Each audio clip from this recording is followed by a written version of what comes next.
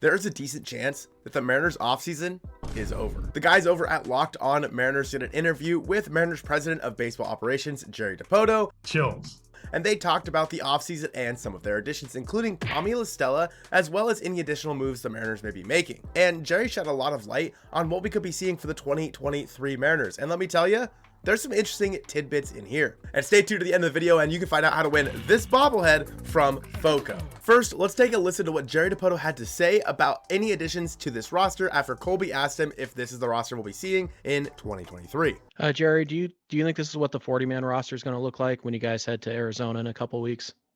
Yeah, it's tough to say. I actually did a group meeting here with our Mariners employees, which is, you know, a rundown that we do on a monthly or bi-monthly basis. And I said that to them, that this could be our team as we head into Peoria.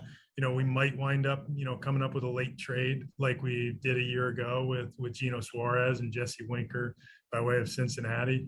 We could pick up a couple of extra NRIs, you know, the non-roster invites, some of whom you may have heard of. We're constantly trying to add to the depth of what we go to spring training with.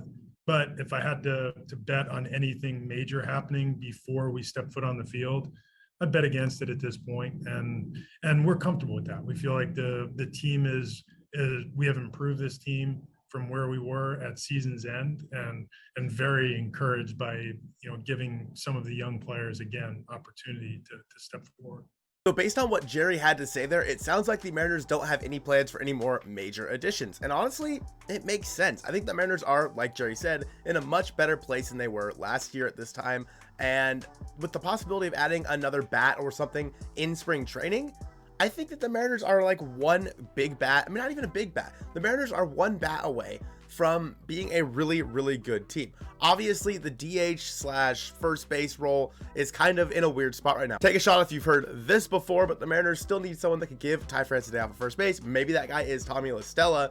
And I think that adding someone to the DH spot who can primarily switch between DH and maybe go play the outfield for Teoscar Hernandez every once in a while is a good idea. But also, I think that the Mariners may want to see one final shot for Jared Kelenic, obviously, and also one final shot for someone like Taylor Trammell. I think that because of this, there's a chance the Mariners don't go add anyone significant during spring training. Jerry already said that he would bet against the Mariners adding anybody before they step foot on the field in Peoria in just a couple of weeks, which is fair. I mean, the clock is kind of ticking at this point. And he did talk about some interesting NRIs, non-roster invitees. We can already assume somebody like Colin Moran is one of those guys, but outside of the organization, it's tough to say because a lot of the Mariners team is going to be competing in the WBC. So the Mariners are going to need to sign some players that can take the role of the players of the WBC while they're gone.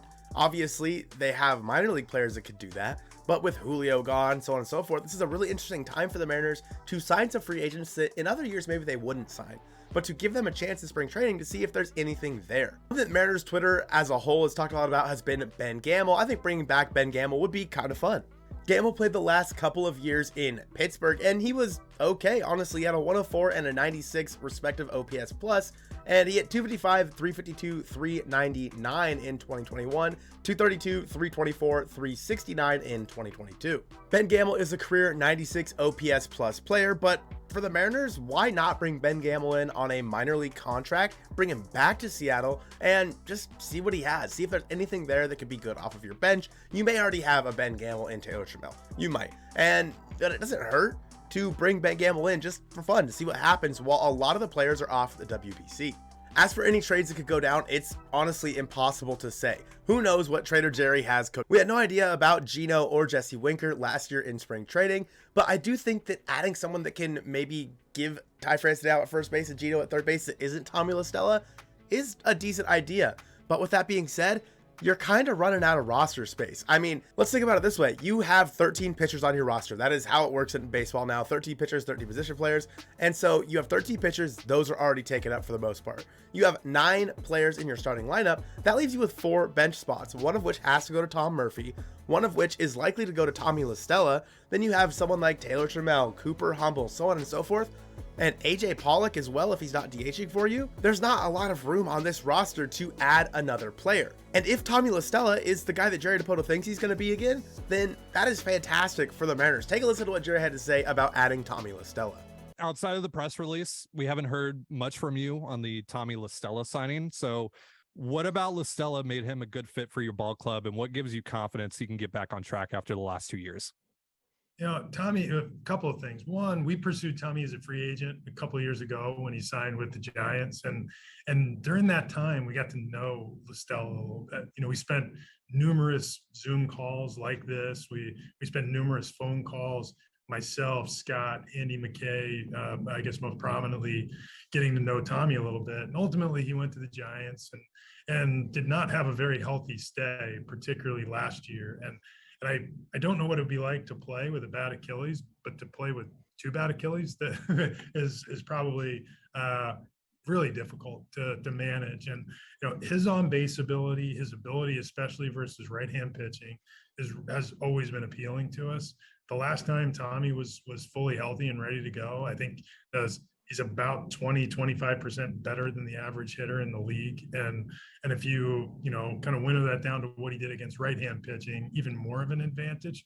So we've always kept, a tab on him, so to speak. But the thing that stood out to us mostly was his makeup, who he is, what he's about. He's played in winning environments, and it's been a consistent theme of ours through this offseason with Stella, with AJ Pollock, with Teoscar Hernandez, with Colton Wong. I think that just that quartet of players alone, I think it's 21 different playoff seasons that they have taken part in with various clubs and some that led to World Series. So we thought that was an important element to add to our team, and we might have, we went in heavy on the guys with postseason experience. Overall, are the Mariners done this offseason? It's always tough to say. And of course, injuries could always pop up, but it kind of sounds like the Mariners are done making any big moves, and I'm at this point okay with it. I don't know if there are any moves that the Mariners can make right now that would make me feel any better about this team. Are they going to go out and beat the Astros in the division? Probably not. But are the Mariners a better team than they were last year? Yeah, I think that they are. If you want to win that Ken Griffey Jr. bobblehead, make sure to follow the link in the description below to go to our Twitter page. It'll tell you how to do it right there, including retweets and following Foco and us. The winner will be chosen on February 3rd, and thank you again so much to Foco for partnering with us to give away this awesome bobblehead. I appreciate you guys watching this one. Make sure you go watch this one next, talking about our top 30 prospects that we ranked for the Mariners in 2023.